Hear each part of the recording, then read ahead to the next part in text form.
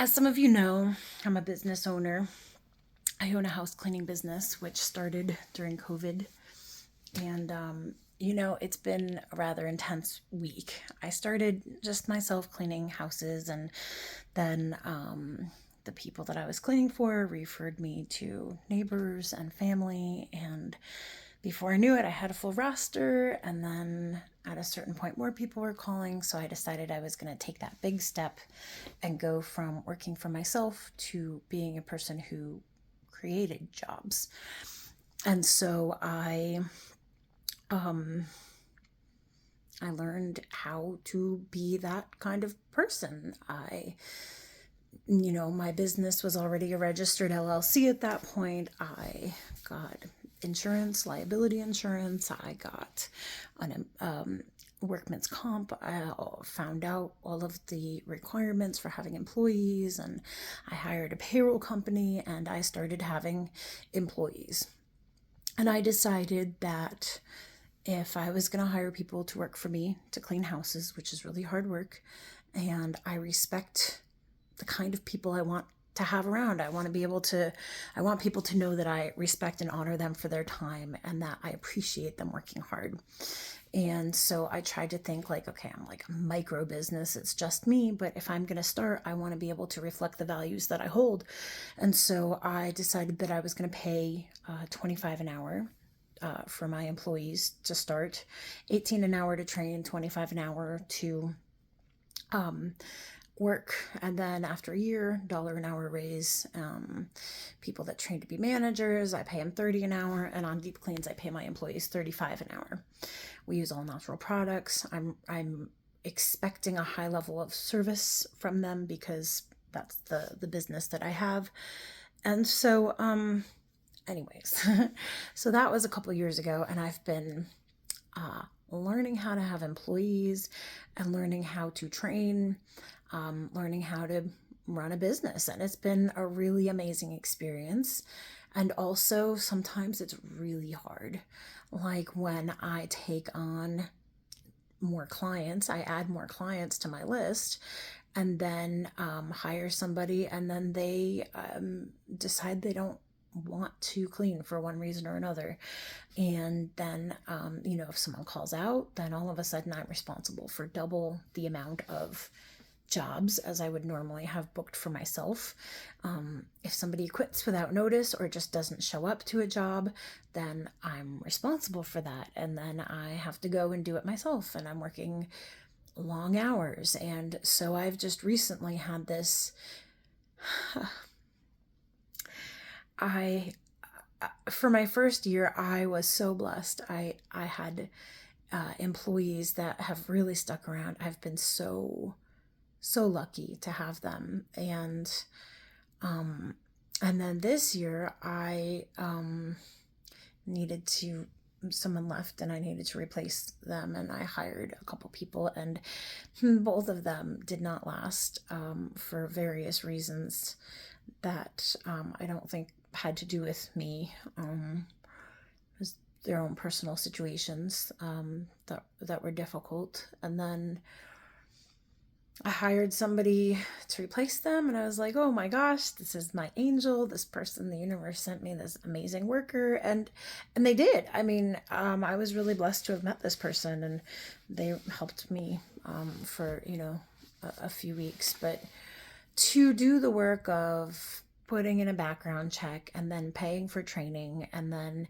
it's a lot of like time, effort, and energy to train a person. And my profits are much, much lower when I'm training somebody because I have an extra person on a job. And so then, for the first couple weeks when you're going to jobs and you have somebody that's new, they can work alongside me, but I'm not expecting them to be at the level that I'm at, having done this for as many years as I've done this. And so that's why there's a training rate, and this individual after 1 week was completely trained. So it's just been an interesting experience in learning how to make an instant judgment about somebody in an interview, and then to be working alongside them in what works out to be like quite a bit of time, right? You're spending a lot of time with somebody and getting to know them at the same time while being in other people's homes and conducting oneself professionally. So it's an interesting, it's not like being in an office, it's not like any other kind of job when you're working in other people's homes. And these people's homes that we're working in are people that I have years relationships with, right? So there's a trust involved. There is, you know, they trust me. I conduct myself as a person of integrity because I am a person of integrity.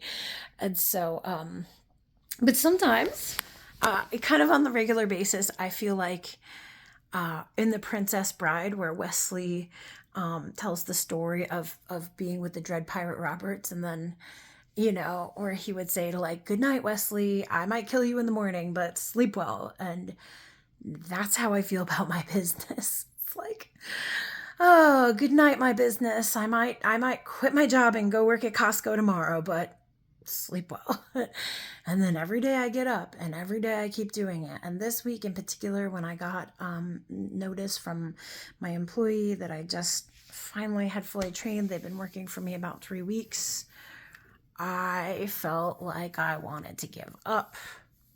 And all week that thought form just brewed within me. I just give up. I just want to give up.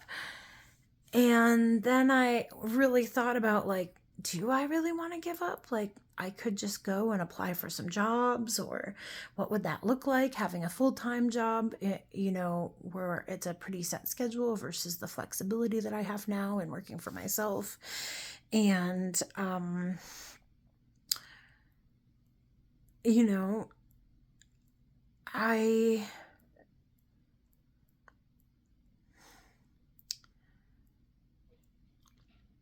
going to tell you a story about something that happened to me this weekend to illustrate the way that I decided to respond to this situation. So I was singing this weekend there's kind of a gathering that happens on a regular basis, and I sing, and Sunday mornings with a group of people, we do chanting.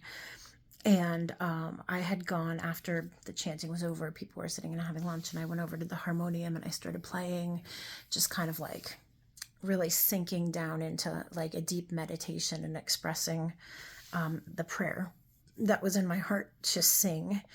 And I did. I started singing, and I really felt really tuned in and connected, and my eyes were closed. And at a certain point when I'm singing, I sort of like go into this space of like beautiful love. It's love. There's just this light that I abide in when my eyes are closed and I'm singing and I'm just connected with the source. And then what happens inevitably is that I'm like paying less attention to my hands and the playing on the harmonium. And then I start to make mistakes. And then I like have to open my eyes and force myself to look at my fingers and watch them as they're playing. And I'm singing this song. And sometimes I'm able to sort of like get back into the flow, and sometimes I lose that flow. And this particular time, I just lost the flow, and I kind of went, oh, and I pushed the harmonium away from me, and I opened my eyes, and in front of me was this individual who actually, the house that we have this singing in is his gallery, his art gallery, and he's been making art for just years and years and years, and he's been to India and traveled all over the world, and there's this beautiful art from his travels, and there's beautiful abstract art that really expresses, and it's like in an instant, in seeing him sitting in front of me on the couch, it was just instantly conveyed to me that like the artist doesn't give up, the professional doesn't give up. And this is from the book by I think it's Stephen Pressfield, the War of Art, where he talks about resistance, and he talks about overcoming resistance, and he talks about every time that you just want to give up, you like, let's just say it's writing, you sit there and you do it, because that's the difference between a professional and an amateur. An amateur just sort of does it sometimes, and when it gets hard, they don't necessarily keep going. But the professional is the one that shows up every day and says, I'm here and I'm going to press through this resistance. I'm going to press through this resistance because I know that on the other side of this resistance is creation. There's something powerful there. And so I've been in this place where I've been imagining what this business could look like. And I've been seeing some really beautiful potential and possibilities for the way this thing could look. And throughout my entire life, the voices in my head would tell me, don't do that thing. That's not how people get successful. So even though I can sing, my whole life I told myself, like, and these are my mother's words too, like, oh, people don't make money as a singer. No, you don't want to pursue that as a lifestyle. Don't follow your music. Oh, you're a writer. No, that's not how writers don't make money. You don't need to pursue that. You need a real job. And combined with my own self, I was about to say sabotage, my own self-doubt, my own insecurities, my own fear of rejection has stopped me from taking action. So yes, here and there I'll write a song, or I'll write a poem, or I'll have moments of really being tuned into my creativity. I might draw, with colored pencils instead of a painting. For years I painted. But I know I'm not tapped into that muse. And so, okay, wait, I want to make sure I didn't derail myself. And so the point is, it's the same thing I said in my video about exercising, where pushing through the resistance in one place helps in another place. So I'm at this place where I'm like, okay, I think I can expand enough to allow myself to imagine the potential of having a thriving and successful business, and not being in poverty, and not being constantly poor, and not giving every second of my life in exchange for money. I can see how I can make it happen, but I can also see the ways in which I block myself from allowing it to happen for me. This is big, because the situation that I just had with this other individual was one in which I saw them blocking themselves, and it was frustrating to me, because I wanted to just say, wait, there's blessings trying to come to you and you're pushing them away. Please receive the blessings. But tonight, everything sort of came to a head with this person, and they're not in my life anymore, and it left me reflecting, what was that interaction about? And it made me, I was frustrated, because I could see that this person was pushing away blessings that were trying to come to them. And so I know that other people are a reflection. So I ask myself the question, in what places do I push away the blessings that are trying to come to me? And so if I gave up my business, I'm pushing away the potential. So, okay, so this Sunday I'm singing, and I'm really blissed out, and then my fingers mess up, and then I push the harmonium away from me. I look up, I see my friend there, and I just knew I had to keep going. And I said, okay, I'm not going to give up. I pulled the harmonium back, I closed my eyes, and I just opened my mouth, and out came what ended up being a really tuned in and connected and beautiful expression of my heart. And I was the only one in the room, well, besides this other person, but like, there was not a group of people there. This was just me alone in what would be considered the temple space, the sacred space.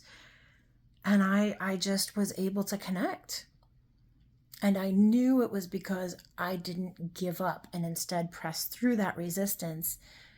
And I sang for probably 20 minutes. And at a certain point, my husband came in and started drumming, and he started harmonizing with me. It was really beautiful, because he's really starting to find his own voice and expression. And then at a certain point, I opened my eyes and I saw him there. And then I see this young woman, this beautiful human was laying on the couch and just sort of like with this look on her face, like as if she was like, oh, like she could feel it too. And that was incredible to know that another human being was feeling this, just this divine connection. And so, I finished and then got up and we went outside, and we're kind of getting ready to go. And she came up to me before I left and she said, "Thank you for that beautiful soul massage." And I was like, wow, because that's the reason to share my music, right? I can do that all day long in my own house or in my own room, but then to connect with another person, that's what it's about, that. And the fact that she called it a soul massage meant that she understood. And it was just so, God, I was so honored and I was so thankful that I didn't get up and walk away in that moment of like frustration of like, I'm done. I was like, nope, I'm going to push through. I'm going to do this. So, with my business, all week long, I've been wanting to give up, and I get the feeling as I'm digesting the lesson that's been happening this week for me. I'm seeing this experience with the singing and then with this particular employee, and this just sort of being like that last straw of like, I get up.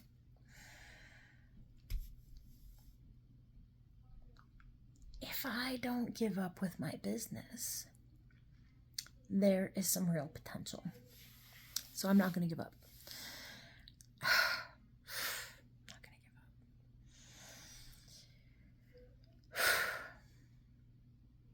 I want to give up sometimes, but I don't really want to give up either, because I know that it's time for me as a person to bloom. Maybe I'm a late bloomer. If it took me being in my early 40s to start to figure it out, that if I don't put myself out there now, when is it gonna happen? If I don't, for so many years of my life, I've held myself back because I was so self-conscious and now it's like, wait, just put it out there. I mean, I'm also like, I can't tell you how many videos I've posted on this YouTube channel and then I've made them private or deleted them later because I got really nervous about what people would think about me. But, I'm not here for those people. I'm here for you. I'm here for the people that are connecting like this and finding inspiration and connection, because on the internet right now, and I'm starting to realize that people want authenticity, and that's me. I'm authentic, if anything. Hell, I'm not perfect. I make mistakes, but I do try to live my life with awareness in real integrity. Anyways, thanks for listening. And I'm going to keep y'all updated on how it goes. But I've been really working to shift my mindset around money, abundance, scarcity, all of these things. And having a business is amazing because it's like you're constantly expanding, like taking on new clients. Every time I take on a new client, that's another responsibility that's on me, because I am holding the quality of what that person is going to experience. And,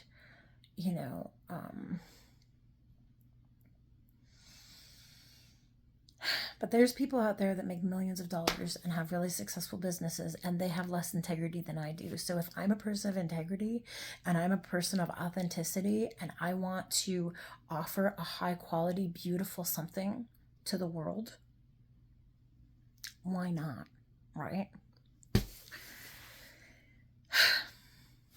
Okay, much love. Thanks for sharing and listening.